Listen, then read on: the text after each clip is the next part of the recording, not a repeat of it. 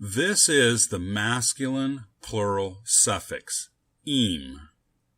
So if we take the word ben, meaning son, and add the im suffix, we have banim, which means sons. Let's take a look at a few more examples. Yam, this is the word for sea, as in the Mediterranean Sea. Every noun in Hebrew is either masculine or feminine. There is no neuter like in English, so there's no it in Hebrew. So yam is a masculine noun, so it takes the im suffix to make seas, and that would be yamim. Melech is king. The plural, melachim, is kings. Navi, we learned previously, is a prophet. So nevi'im is prophets. Now again, here's the word navi. The feminine form is created by adding the a suffix, the letter he. So naviyah is prophetess, the feminine form of navi.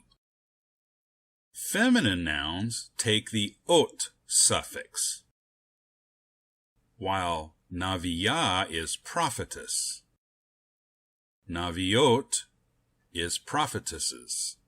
Now notice also that the he drops when the suffix is added. Malka is queen. Notice the he suffix making it the feminine form of melech. So Malka is queen. Melachot is queens. And again, the he is dropped from the end of the word. Eretz, land. This is a feminine noun in Hebrew, so it takes the ot suffix when making it plural. Artzot is lands. Av, meaning father, is obviously a masculine noun.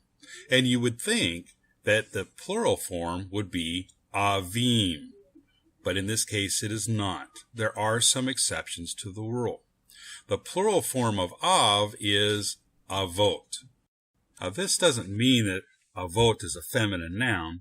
It's just that there are a few masculine nouns that use the ot suffix.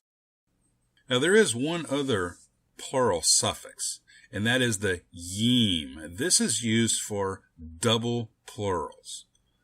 So, for example, the word yad, meaning hand, of which we have two, is yadayim, hands. Literally two hands, but when translating, it's just simply hands.